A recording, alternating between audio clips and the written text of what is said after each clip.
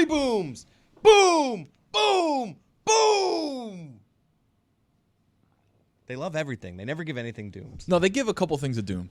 Give one doom. They made a pizza one time they didn't like, and he gave it a doom. Really? Yeah. Big Justice did. Oh, classic Big I hope you guys do more of that on Mystery Crate. I'd like to do my own show that doesn't involve those memes. So can you just put the boom and doom memes somewhere in Mystery Crate so that I can get on with the proceedings here? With Thursday Thunder, please. Can we get the Thursday Thunder music? You forgot? Yeah, of course But you Tua. did. You've been yelling at me for 2 days about remember Thursday Thunder. Gotta stick in Thursday Thunder. That's right, Dano. It's Thursday Thunder, and it's brought to you by DraftKings. Stay tuned because you're going to hear all about what DraftKings has to offer throughout the show. DraftKings, the crown is yours. Tony, what do we got? A Juju Gotti cooked up parlay here for Thursday Thunder. We're going to start USA versus Serbia Sunday at 11:15 a.m. We're going to go over on Bam Adebayo points. Only 6.5. Only 6.5. Is he going to play? He scored 2 points in an All-Star game where his team scored 200 points. But you know, come on. That's. Have you been watching him with Team USA, Dan? Come on. He's been their best big He's man. playing well. He's just not scoring. Okay.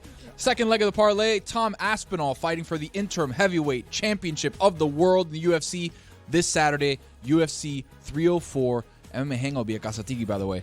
We are taking Tom Aspinall money line against Curtis Blades in the rematch for the second leg of the parlay. Third and final leg, we are taking King Green. Bobby just changed his name. So it is Bobby Green versus Paddy Pimblett, Paddy the Batty. We're taking Bobby Green, who's going to beat the brakes off of Paddy Pimblett at UFC 304. So again, Bobby Green money line, Tommy Aspinall money line, Bam Adebayo over 6.5 points. That is your Thursday Thunder. Tell me more about what you're doing Saturday, Tony. Those have gotten to be fun and different and off the grid. What are you doing to celebrate all your love of the mixed martial arts on Saturday? So UFC 304, we've got a very nice card. Leon Edwards versus Bilal Muhammad in their rematch, and Tom Aspinall versus Curtis Blades. The second fight there, we're going to Kasatiki on Calle Ocho. Friends of the show, we're going to have a bunch of people hanging out there watching the fights. Very exciting, Dan. UFC, again, nobody sells the holy shit that Dana White sells on UFC is incredible when it's the biggest stakes across the globe. They're doing it in London, so it's going to be fun. And you're doing it on Calle Ocho. And we're doing it on Calle Ocho, baby. Extra Latin style. You mentioned Bobby Green. I learned the other day. Did you guys know that Kid Rock's name is Bob? Huh. Bob Rock? Kid Bob. Kid Bob. Wow. Kid Bob. I learned this just the other day. I was not aware. It doesn't really work the same when your name is Bob. Kid Bob. I'm going to call him Kid Bob from now on. Let's go to Bob. Robert James Ritchie. Do you guys know Joe Biden's middle name? What is it? Tell me. It's R something, right? Can't remember. It's Robinette. There. What? I did not know that. Put it on the poll, please, Juju, at Le Batard Show. Did you know Joe Biden's middle name was Robinette? Did you know Kid Rock's name was Bob? JRB. Put that on the poll as well at Le Batard Show. A couple of things that I wanted to clean up from earlier in the show. Jessica suggested to me while Dave Zirin was on, and I wasn't able to do it. I didn't have the window to do it, to get Tony or Chris to try and spell ennui. And I'm 2 hours late to this, but I just want to see if you guys want to give it a crack between the two of you. I'll allow you to team up if you want to. If you want to combine your brain power to spell the French word ennui. I don't think either one of you... Henry. Their famous soccer player? Yeah, Henri. Henri? Because that one I got. Is it one word or two? It's one word. It's five. It's Henri. We should do it spelling bee style. Do we have imaging for this, Chris? I don't think that we can all of a sudden put together spelling bee imaging. Greg Cody is our resident wordsmith. Do you want to define ennui? Before anyone guesses, can we just get a first letter guess from Chris or Tony? Can I get a definition? I need to visualize All right, Greg, what it is I'm talking give us about. the definition. You want me to spell it? No, we don't want you to spell it. Okay. That's going to undo what We we're need to trying. spell it. Like, what do you do? They asked you. We asked you Ennui. I think I know what it means, but I'm not positive. I think it means subtlety or like. Doesn't have boredom in it? Doesn't we have like, sort of boredom in it? I'm stunned, Greg, that you were playing along as if you know, but you don't have any idea. ENNUI. Greg! What? Go sit in the ruined the penalty game. box. You're gonna Go doubt sit in him. the penalty You're box. gonna Is that the doubt him. definition? No, this is the thing. I'm not going to take a quiz until I know the answer. I don't know that. I don't know that's right. Just get out of here. I was just guessing. Go. I am filled with a great sense of ennui that my game did not work out the way that I wanted. Go. How do you sit- spell it? I don't oh, This is going to be a major. It's They not still- going to be a minor. Hold on. Major. Do you still not know how it's spelled? We've got a penalty, 5 minutes, major. Oh, I spelled it right.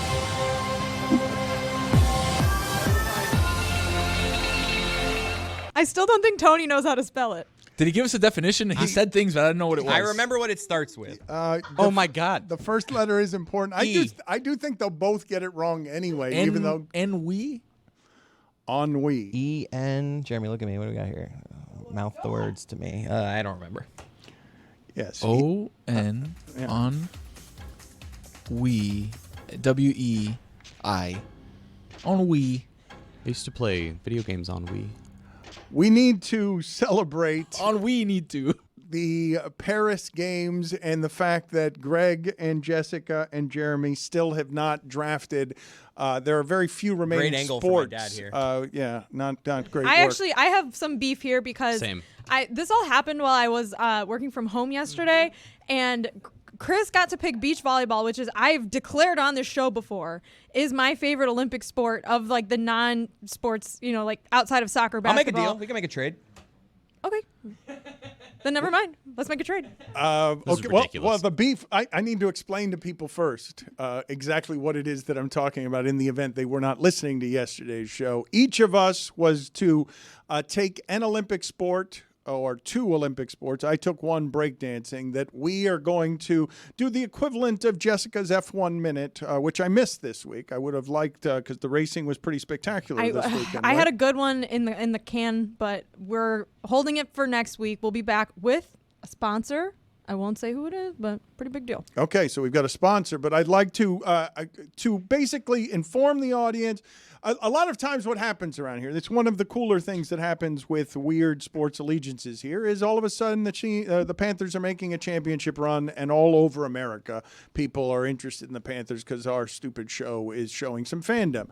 If you guys can muster some passion, it's going to be a bit of a sales job, what we're going to be trying to do with these minutes in this sport, where we each draft a sport and then show you some sort of expertise on why it is you should care about what it is that's happening in that sport. Mine is breakdancing. It's the only one that I took. I was soon informed by everyone that America is not the front runner in breakdancing, that America would be pulling off an upset. So I'm going to learn some of that stuff with you guys. But Jeremy, do you have any beef now? Because Jessica, I don't know how this trade is going to work, but if Chris is just going to give you beach volleyball, which I imagine was something he just wanted to watch people bouncing around in bathing suits, is what I think that Chris was trying to do there. Whoa, are you painting me as this lecherous? I enjoy the sport. I used to play middle school volleyball. Oh man, Me and what I Dan- me wouldn't and give Danny to B. see video of that. We talk volleyball all the time, me and Danny B. Yeah. He asked me to come out and give a clinic to his team. There's no longer ask me to do a beef, Jessica, between you and Chris, because he's going to trade you without even telling you what it is that he gets in return. He's just giving up beach volleyball like that. That's correct. Okay. Trade rescinded. All right. I'm not the one who accused Dan's you. fault. Okay. I Thanks a have lot, some beef Dan. here, if I'm being honest, because I found it very interesting the people that got to select first here. If you divide this into two groups, right, you get Dan, Chris, Tony, Billy, and Mike. There's a bit of a commonality Zaslow. there. Well, the people that are consistently on this show like all the time, right? You get that group. Then there's a very interesting dynamic here because you have Greg Cody, who's slightly on the older side of our cast, who hasn't picked yet. You have Stugotz and myself. You have Jessica and Lucy, and you have Roy and Juju. Yeah. Now, I have a very interesting question here. I think that this was not only ageist, not only anti-Semitic, not only racist, not only sexist, but a coordinated attack against the rest of the minorities at this show as the straight white men here on our show got to select first. I think it's ridiculous, and it's not what the Olympics is supposed to be about, Dan. Zaslow's Right on. Jewish. Yeah, he's not on here consistently. It ruined my bit. I'm Cuban. I mean, so am I, Dan. I have news for you. You're also white. So is every other guy on the show. We're all white. We're all Yeah. Cuban and white. Yeah, White passing. But I'm a minority. Right, but it's a different type. Come on. And What he's are we doing a talking- thing. He's doing a White thing. white Christians, straight, the whole thing. The draft is anti-Semitic. Yeah, me and Stugotz didn't. Does that mean the schedule is also all of those things? Yeah, sure. I don't know. I just want teams picked. I just want I'll sports give you badminton. picked. I just okay. Just make sure to let me know, Greg. What does he have to do here? What is Greg going to do for us? Because Greg, I don't know what he's doing right now, but it's I'm not listening to the show. No, I'm listening. I'm participating because I'm researching the sport I'd like to choose, if there's any left, because I feel like I'm the last person. Go ahead, pick Who, one. I'm still researching it here. Okay, well let's recoup. Let's rebound from what it is that we've done already here, because clearly no one's prepared for this. I'm If prepared. all I'm that's going to prepared happen give is, you badminton and canoeing. but you don't want beach volleyball anymore. Well, I only get one sport in return because I already have another sport, and we only get 2 each. So Oh, we get 2 each. Yes. How about that? right now I have equestrian and beach volleyball. I heard there was major equestrian drama. Oh, so I read much. about in the I'm New all York over it. Times. I am all over it, and I'm going to deliver those facts on Monday. 3-on-3 basketball. All right, you guys let me know who we got. I don't Skateboarding? want to talk about this anymore. You guys let me know. Did I Let's do ruin it the with the rest of this racism and off sexism air. accusations? I ruined it? Yes. I've chosen again, a sport. That sounds yes, right. again, I can't have my Ooh, little Greg. beloved escape of sports without accusations and wokeness making an appearance. Greg, what have you suggested? I am picking trampoline. No, it's That- been yeah, picked Billy already. picked I that think already, Billy yeah. already has Billy that. has so that. What? Yeah, you're gonna have to Ageist. take Unbelievable. another It is one. ageist. You know what Greg Cody Ridiculous. did? I don't know what the status is of your elderly abuse It's being litigation litigated. Yeah, it's being against litigated. Mike Ryan. Yeah, I can't comment because it's in the legal system right now. I wanted to get to a couple of things that we have not had a chance to get to with you today. You are pining and longing for the return of an Olympic sport. I sent you to the penalty box earlier before finding out Yeah. what that sport is you're yearning for its return. Well, it's going to sound like I'm making this up, okay? And you have to believe me that I'm not, and you can research it and find out that it's the truth. In Paris, which is hosting this year's Olympics, Paris hosted the games in 1900, even before I was born. And they had a sport called... Let me look here. I want to Talking to the mic, please. Let him find it. Let Okay, him find it. they had a sport called poodle clipping. Okay? God's truth. 128 competitors performing in front of a crowd of 6,000 in Paris.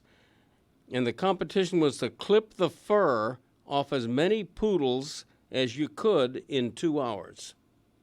That was an Olympic sport. Now, if that was an Olympic sport right now, that would be everyone's first choice, right? I would love that sport. Poodle clipping? Yes. Poodle shear. I would call it poodle shearing if I were naming It's the official the name. sport. I would still go for beach volleyball. Would you? Over poodle clipping? Tony, Yeah. a couple of corrections from earlier, Tony, when you were longing for the Olympic Games from 1,000 years ago. Some people have written in that they were always in Athens back at the start. They didn't. The torch didn't rotate It's okay. around. We told him that during the segment. And also, the Olympics were nude at one Yes. point. And Damn right. No, I'm just informing you. Go back to that. you think that so the torch just I made it from told you, beach volleyball guy. Lecherous. Mina Kimes is with us. We are delighted to see her. I don't know if she heard any of the nonsense it is that we were talking about, but before we get to football stuff with her, I do want to gauge her interest in the Olympics. Are you excited about opening ceremonies? Are you going to gather around a television or a streaming service with your friends in order to partake in the pageantry of the opening ceremonies?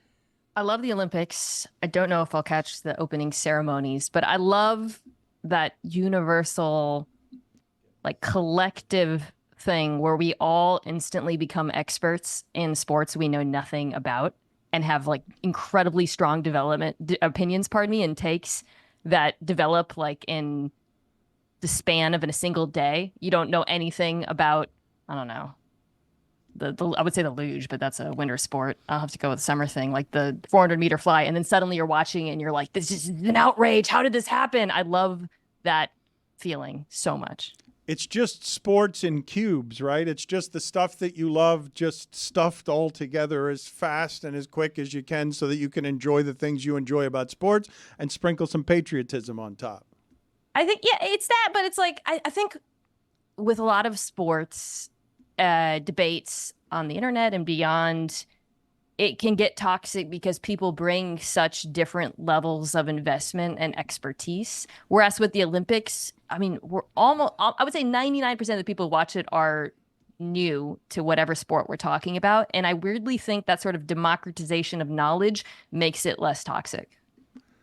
Give me the stat of the day music, please. Start of the day, start of the day. It is your start of the day. Start of the day, start of the day. Wow. It is your start of the day. Start of the day, start of the day. It is your start of the day. Start of the day, start of the day. It is your start of the day.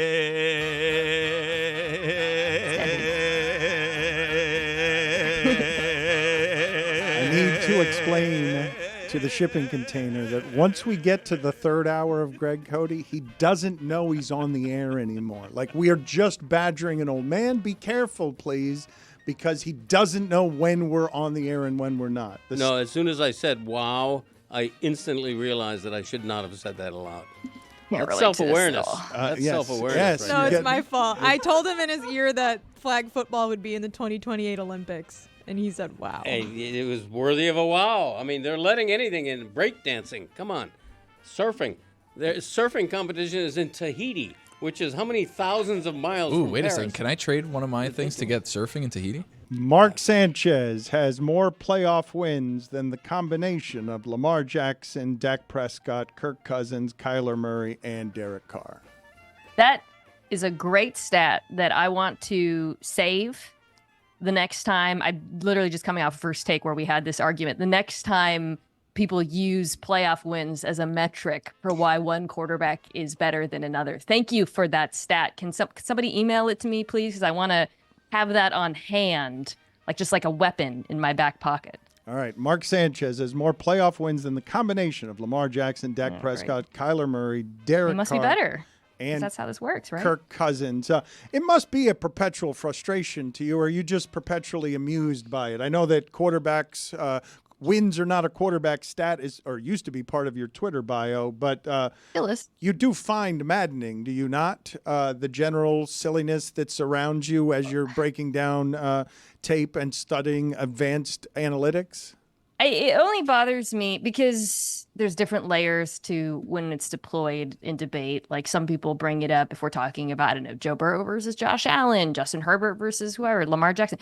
And I actually don't want to be patronizing and say it doesn't matter at all or it's never worth bringing up, because obviously those memorable playoff performances and your playoff record and certainly Super Bowl record do matter to the average fan. Where it bothers me, though, is when people use it as a stand-in for what actually happened in the games, and when instead of talking about, okay, what actually happened in this game? Why did they lose? Was it because of the defense? It just gets reduced to a record, 3-0, or he lost or whatever. And that bothers me because I feel like as analysts, our job is to actually try to give context for these performances. And what you're doing with that particular stat is you're robbing individual players of their context. I have spent the last couple of days, kind of trying to gear up for the season by having some Tua conversations, just trying to get myself in game shape for the season. And one of the conversations we were having here this week that I wanted to ask you about is, how many quarterbacks are you sure about? A number. You put them in any offense, they're going to be great and put up the same numbers. It's not going to be offense dependent. You're going to get the confidence of, I have blank number of quarterbacks that I simply know that my measurement of them is they are valuable and good, the most valuable and the best.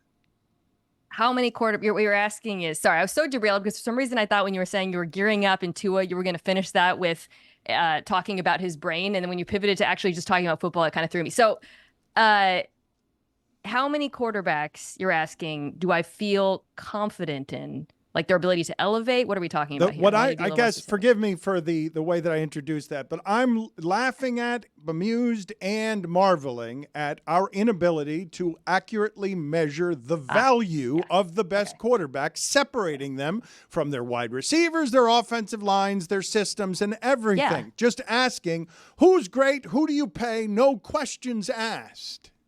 The problem with that question, and looking at it through the lens of who you pay, is you can't take any of these quarterbacks out of context when you're making a decision about paying them. Tua being a perfect example, a quarterback who I think is incredibly valuable in the context of his offense, and that matters when you're deciding whether to pay him. Like, I swear to God, I'm not being political when I say the Dolphins should pay Tua, but if he was on another team, I don't think that team should. And that gets tricky, Dan, because you can hear that and you say, well, how do you know the context around Tua is going to, this context in which he is so good, it's an offense, the scheme, the speed of the skill players, the play calling. How do you know that's going to stay the same if you give him $50 million a year? You don't know. However, you can operate from the assumption that at least the head coach is going to be in play, and that you have a wide receiver in Jalen Waddle who's very, very young and very, very fast, and a front office who has been pretty damn good at identifying skill players who work in the context of that offense.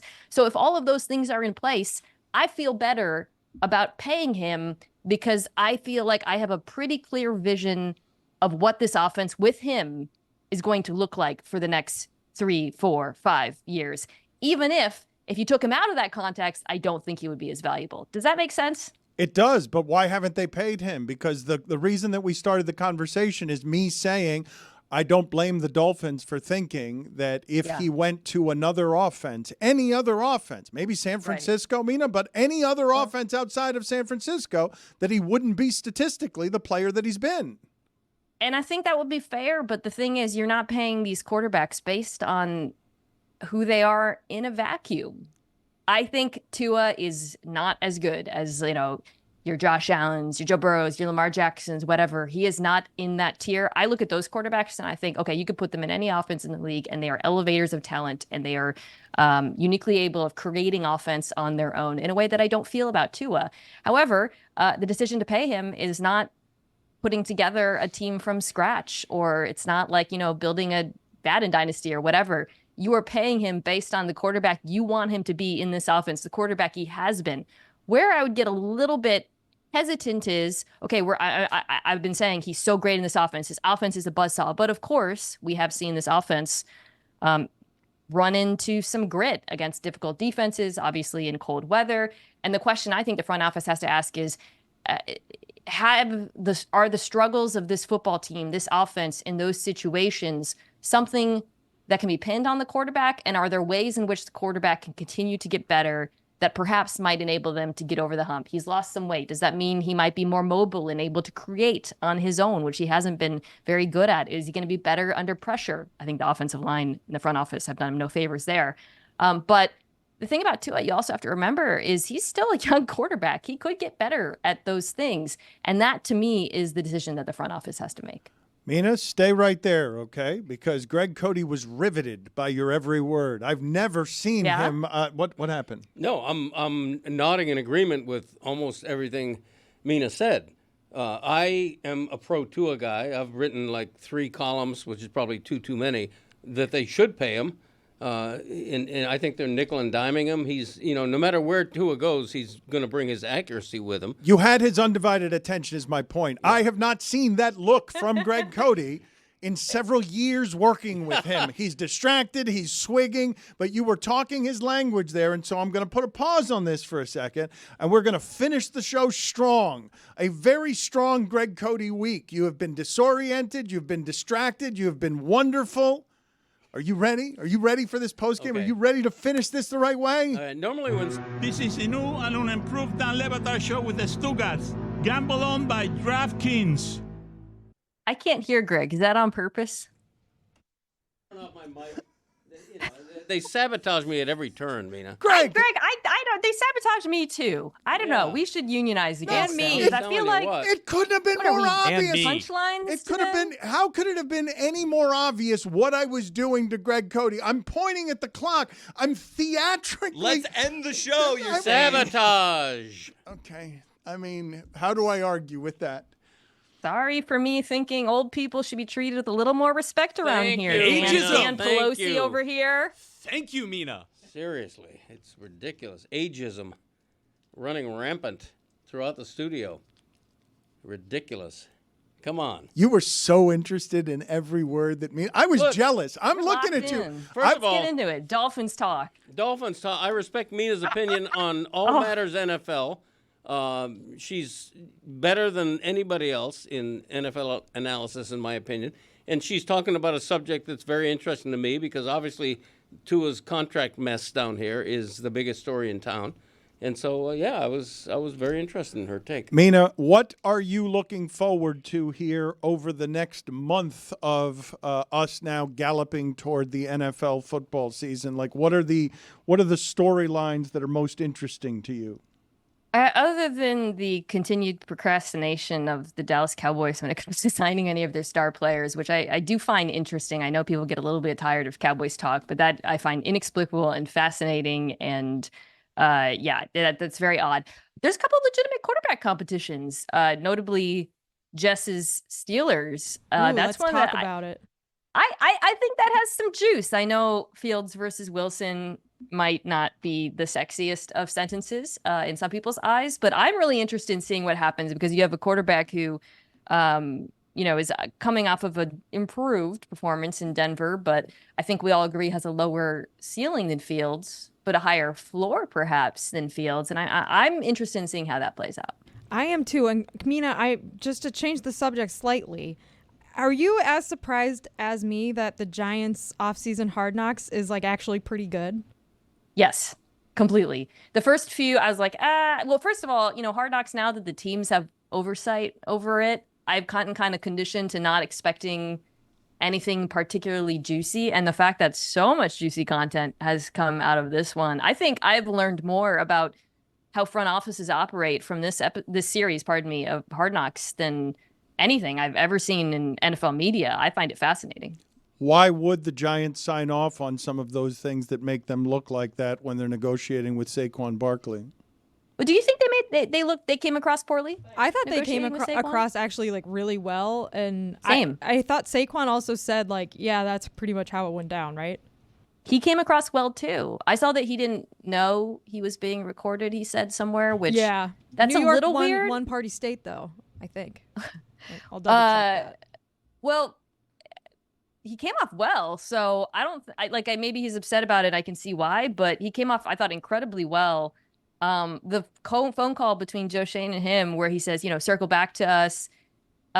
So obviously not going to happen, but I thought it came across as pretty humane. I'm not sure what else people would have expected from that conversation. What did you see in there that you were learning? You felt like you were learning because the only reason I figured that they wouldn't show any of that is just because that kind of stuff typically, no matter how the inner workings of business, I don't think the Giants necessarily want other people to see that they okayed. That was surprising to me. I loved all of the stuff from the combine, the interviews that they've had with players that they've shown, because I think you really get to see, one, how smart these prospects are and everything that it goes into evaluating, because it's so hard to assess college players, quarterbacks in particular, but any of them on the mental side of things. And, we've seen over the years, like tests like the Wonderlic are devalued because they're not really predictive. And so I think one of the biggest mysteries is how do NFL teams look at a player and say, does he study? Can he get better? Can you, see the field well? How smart is he? And I think getting a little bit of a glimpse into that was fascinating. Did you also think that Sam Hartman should have gotten like a little cut from the Hard Knocks revenue because they used him so much just for his face? No. You didn't think that? No. I mean, for someone that wasn't going to be drafted by the Giants, he got a lot of face time. What team is he on now? Commanders. Okay. You didn't yeah, notice no, that? That was my. Yeah, I didn't really dwell on the Sam Hartman parts of Hard Knocks. Okay, you're making me look bad now. Yikes. Yeah, I don't know. I'm sending this clip to our group chat with Mike Golick, and he's gonna Agree with you? He's gonna agree. Don't with me. talk about the group chat. Sorry. Do you know what a great pride it gives me to have Mina Kimes just confidently look everybody in the face and say, "What team is he on?" To show overtly show a lack of knowledge in a way that betrayed no lack of confidence. I love that.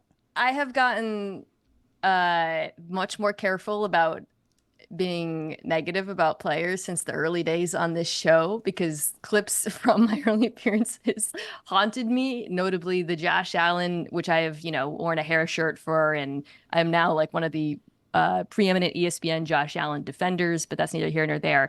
I think the greatest insult probably that I can give a player at this point is what I just did right there, Dan. Jeremy is pointing out to me that Sam Hartman is the 4th string quarterback on the Commanders. She doesn't need to know that. Yes, she does. You don't know Mina Kimes. Yes, she does. She feels like she does need to know that. I also love that you just unveiled for us, Mina, what I believe, because 2025 is going to be difficult if some things break in the next few months the way that we don't really want to around here. There's a new lane for Mina Kimes if you need to be in a little bit of disguise as a football analyst, as a Southern Belle. Listen to yourself here earlier in the program. And I think that would be fair. You could Jimbo? be you could be a Paul. Wait, that's not. I think that would be fair. That is you. You could be on No, Paul. that isn't. That is you. You put that through some sort of No. And I think that would be fair.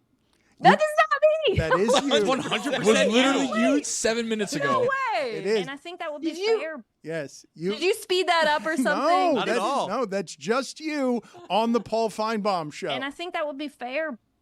That is not me. You're fake newsing me. That's like Mina, an AI. It is not AI. I don't have That the is not competence of me. staff here in order to make that I'll Southern give her. as it was. I did cut it down. I'll give you the more context so you can hear the full clip. And I think that would be fair, but the thing is, you're not paying these quarterbacks based on. And I think that would be fair, but the thing is, you're not paying these quarterbacks based on. Yes, Mina, yes. Who else would it be? Wait, I want to understand something here. No. You're accusing Chris Cody of magically being able to figure out artificial intelligence when I can't get him to hit the right button at any point during the show today? You think You realize the great devastation of this moment is this sort of me being Brian Kelly. I have spent, Dan, you know this. Everyone on the show knows this. I have spent years trying to do accents unsuccessfully. Failing. And I think that would be fair. And yet somehow, this is my greatest accent, and I disown it completely. And I think that would be fair. That's not real. that's a woman? We all perked up back here when it happened. We were like, did anybody else hear that? Go grab that, please. A 70-year-old I'm woman gonna find this from clip. Georgia named Darlene. And I think that would be fair.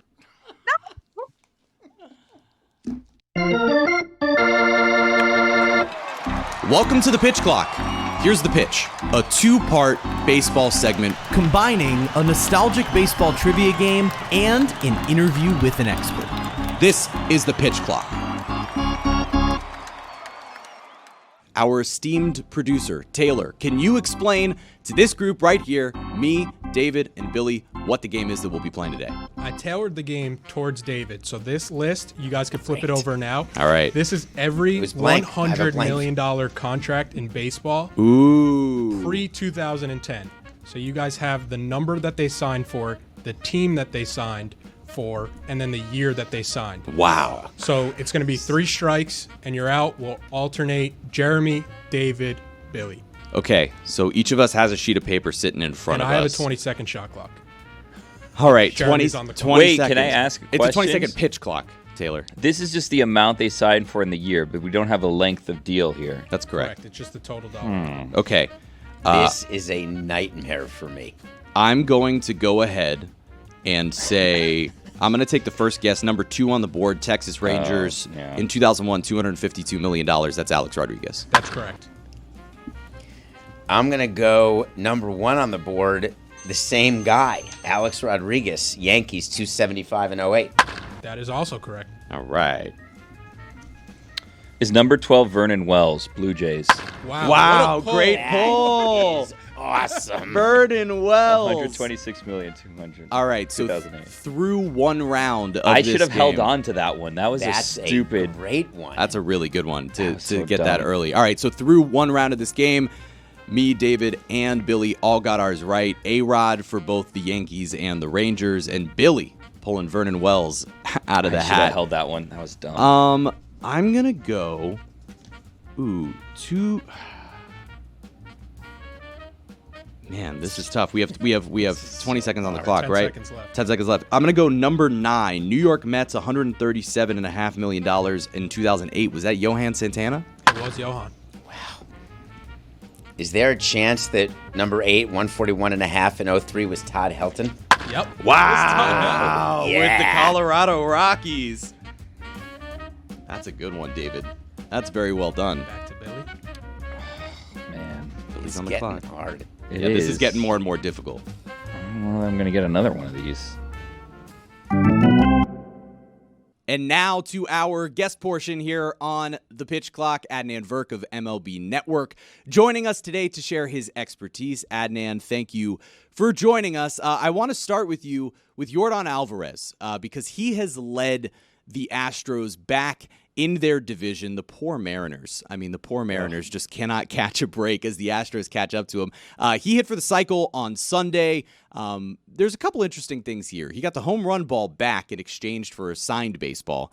Carlos Santana also had 30 homers in 30 ballparks. The fan asked him for season tickets in exchange for the ball. Got batting gloves. So I have kind of a two-part question here. One, how impressive is it what Yordan Alvarez is doing in leading the Astros in his season? And also, do fans need better negotiators on their behalf? Yeah, yes and yes. But we'll start with Yordan. Jeremy, great to see you as always. Thanks for having me back. Let's start with the Astros first because it's been an incredible story. I know we all want to hate the Astros, and I get it, but it's been an amazing run considering the fact they were 10 games back just 33 days ago, and all of a sudden now, a virtual tie here in lockstep with the Mariners. Since the start of June, no team better record than the Astros, 27-14 going into Monday's action. And Yordan specifically, you mentioned the cycle, which is always tough to do. He got a double in that final at bat. Going into this week, he was slashing 367, 500 on base, a 700 slug, 11 extra base hits, 13 RBIs last 18 games. So he's been awesome. And also 1 homer shy of 150, which he'd be the 6th fastest player in NL or American League history to reach 150 home runs. Think about that. Only Ryan Howard, Pete Alonso, Aaron Judge, Eddie Matthews, and Ralph Kiner have gotten 150 homers faster. So Yordan's had an incredible career. Kind of like last week when I was speaking to you about Jose Ramirez, perennially underrated. Yordan's like that too. Doesn't speak English. You don't see him in the media. He's not out there, but obviously an incredible slugger and always in the mix as far as top 10 MVP consideration is concerned. Obviously not playing the field hurts him a little bit. But yeah, he's been on a run right now. The Astros have been really good. They needed to get healthy, man. Their starting rotation was beaten up. Once they got those pitchers back, their offense can bang, and eventually they're going to get Kyle Tucker back as well. To your point about the batting gloves, yeah, it's always funny when guys want to get something back. I think I can see both sides of it. For a fan, I can see the element of classiness and saying, hey, this is important to you. I'm happy to give it back. But also, it's worth something to you, right? And you've got a lot more than me. And I've got 4 kids and a mortgage to pay. So you know what? Let's make this worth for a while. So yeah, I think more than batting gloves, I don't think season tickets is unreasonable. I'm not asking for a new Porsche, but I think if you're a fan and you've got a little bit of leverage, that's what life is, Jeremy. When you got leverage, you got the hammer, you got to wield it. So I'm pro fan in this instance. Well, now you're sounding like David Samson talking about leverage nonstop. But Yordan Alvarez, I mean, I remember when he came up thinking like, oh, okay, this is Big Papi. So it's impressive to see him doing what he's doing. Yankees, I mean, I have to guess the exact Yankee. There I are can't still just say the name. 4 more Yankee logos. I know, on but this I need sheet of to. I paper. can't just say was XYZ. How much time the is Yankees. on the pitch clock? 7 seconds. Oh, 7 seconds. Was number 19 Carlos Lee? Wow. What? A pull. What a Just guy. got Carlos Lee? The former Marlin. That's amazing. El Caballo. Carlos Lee for $100 million in 2006. So through 2 rounds, nobody has gotten one wrong yet. We have A-Rod twice. We have Todd Helton and Johan Santana. We have Vernon Wells and Carlos Lee. I cannot believe that. All right, start the pitch clock. I am looking here.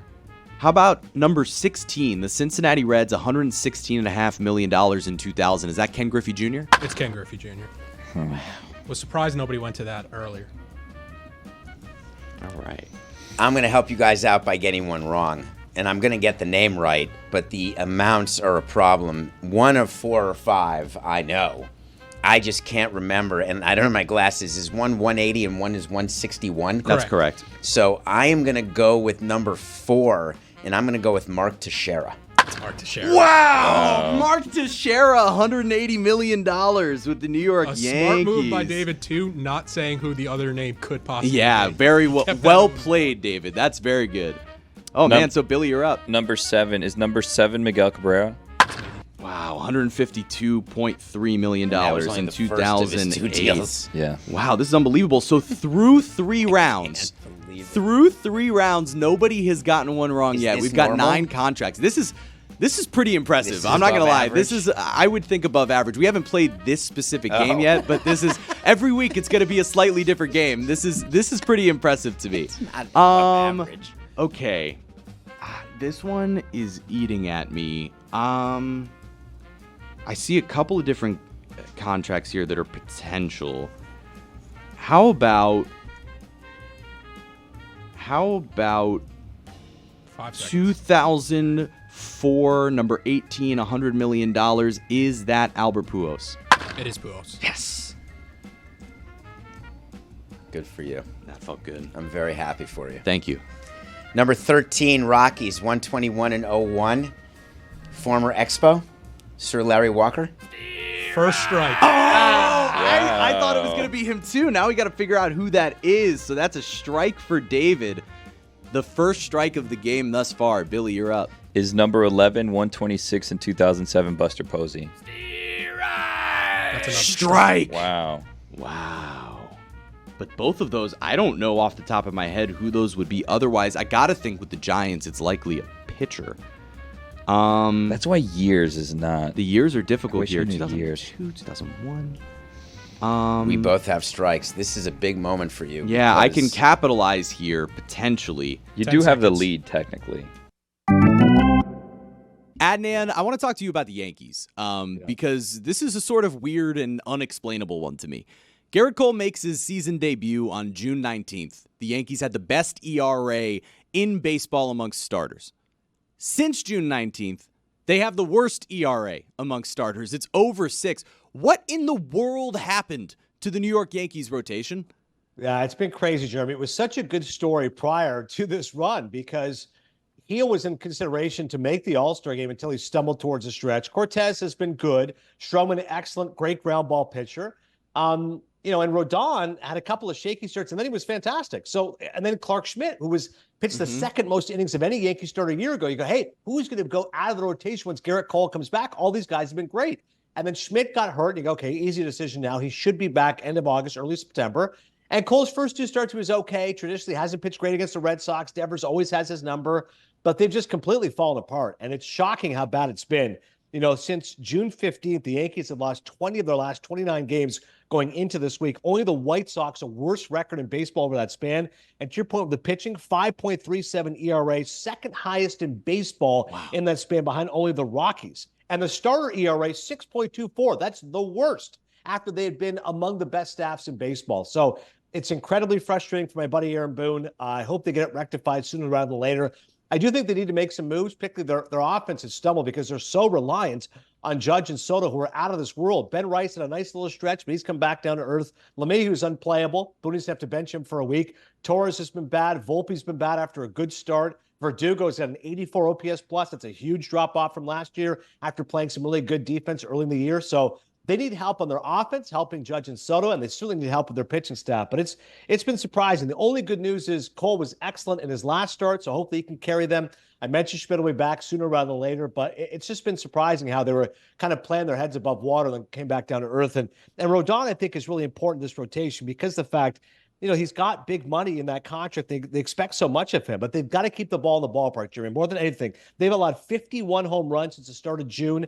That's 15 more than anybody else in baseball. So you got to stop giving up these home runs. And Rodon, the 6-start stretch going into Monday, 9.67 ERA. He's got to be better than that. Oh boy. Okay. I don't know what to do here. Number 11 Giants, $126 million in 2007. Tim Lincecum? That's a strike. Damn. Is it 3 strikes and we're out? Yeah, 3 strikes and we're out. Is am I up? Number 6, Boston Red Sox, 160 and 01. Is it Pedroia? It's not. No, that's early. That's Wow. early. Too Strike early 2. for Pedroia? That's a little early for Pedroia. I was going to go Pedroia or J.E. But that may be early for him, too. Yeah. Darn it. Strike 2 for David. Billy, on the clock. 2001. Put yourself there. I'm trying to think. Is that Pedro? Number 6? Number Yeah. 6. No. Strike 2. I don't think Pedro ever got a deal like that. But All I could be right, wrong. so I That would- believe we're through 5 rounds now, and thus far I have 1 strike. David and Billy each have 2 strikes, which does put me in the lead, and potentially maybe I can just This kind of is like wait on out the clock. PKs. All right, so This if is you for You're the just trying win. to foul one off right if you start the clock here, I have a guess here. I'm gonna go number 15, $119 million in 2005 with the New York Mets. Is that David Wright? It's not. No! Wow. You thought Everybody's you, at 2 strikes. You were so cocky. You were sure I you really had it. thought I had it. I really did think I had it. I really did. You were holding that one, too. Yeah, I was. I was looking at it the whole time. I thought I had it. This is starting to turn into next one might win. Yeah. Well, this is my third Everybody's strike at and 2 I'm out. strikes. Yeah, I mean, I need to come up with one right now. Technically, for what it's Right worth. now. Right now. Technically, for what it's worth. If they If both each of them strike get out. strikes, I win, even though I have 2 strikes. That's correct. Why is that? Because Jeremy started. I He's started went it, first. so I have 1 more right than you guys Yeah, do. he thus got far. one. We're on the same round right now. So David, it's to you. 15 seconds left. What if he steps out of the box? No calling time here. Really? Yep. There's really no time. 5 Interesting. seconds. New York Mets. Number 14, Yankees, 2002, $120 million. CC Sabathia. It's not Too CC. early. Strike 3 for David. So David is now out of contention. it. Billy, can I you lost. keep the game alive? No. Adnan, can you name a random baseball player from the past whose name makes you smile? Absolutely. I love this question. I just had Joe Buck on Cinephile. My dear friend Adam Amin, I was thinking, brainstorming, who can I have on the show? It's the summer. Joe Buck's my favorite play-by-play guy of all time. I met him briefly at the Emmys. Let me ask Adam. I said, Adam, could you ask Joe Buck when he come on Cinephile? Adam asked me for me. You always need a middler, right? Like in Curb, you need a middler. So Joe Buck came on. He was awesome. The reason I wanted to have Joe Buck on Cinephile is because he was great in Brockmire, and he's very good friends with Paul Rudd and John Hamm. Yeah. Rudd just got nominated for an Emmy Award for Only Murders in the Building, his first Emmy nomination, supporting actor. And John Hamm's a double Emmy nominee as he's up for the morning show, and also he was great in the season of Fargo. So anyways, listen to the episode. Buck told stories when we first met Rudd, first met Hamm. There's a guy named Preston Clark. They were friends with in high school, blah, blah, blah. Anyways, what I said to Buck was this. I go, I met Paul Rudd before the Sundance Film Festival. He goes, okay.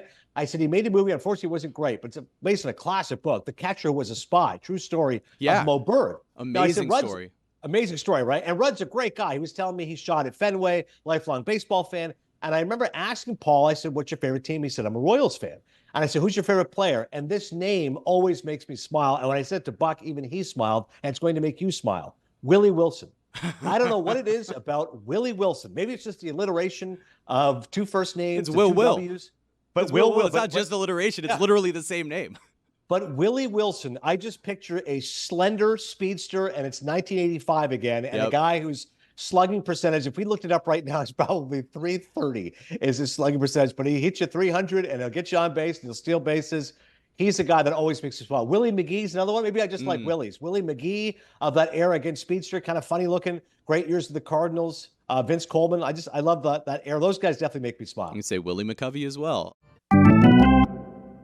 This is a great game, and This I'm is a good one. despondent. This is a good one. The Cubs one in 2007 is bothering me. The Mets in 2005 is bothering me. The Yankees in 2009, I should know. I'm trying to for figure sure. that one out. 5 seconds. The Mets in 2005 is the year we took Delgado. Who the hell did they sign? Was CeCe number 5 in 2009? He keeps the game Wow, alive. he keeps He it alive. keeps the game alive. No. I was off by how many years? 7? Yeah. All right, I'm eliminated. Oh, God, I'm And had you not panicking. guessed that, I don't know that I would have. Because can I tell you what my thinking was? I was trying to figure out if one of these was a Randy Johnson Start the deal. clock yet. But Randy Johnson didn't sign in 2001 or 2002 because we would have seen him in the World Series in 2003 against the Marlins. So I knew that Randy wasn't there yet, and I wasn't sure if CeCe was there I'm in trying to think of the 2009. Yankees who were in 02 and 01. That means they were on the 03 That's team. what I've been trying to Go their figure lineup. out. I All can right. think of one, but he didn't get paid that amount. So a moment to reset here. We're No, now. you don't get extra time. You've had Well, time. You're I'm- on the clock. I'm the host. We're through 6 rounds thus far. David has been eliminated with 3 strikes. Both Billy and I have 2 strikes, so we're both just kind of trying to stay alive here. All right, start the clock. Looking at these, so the Rockies one is bothering me. I have it. 2001, the $189 million. 5 seconds.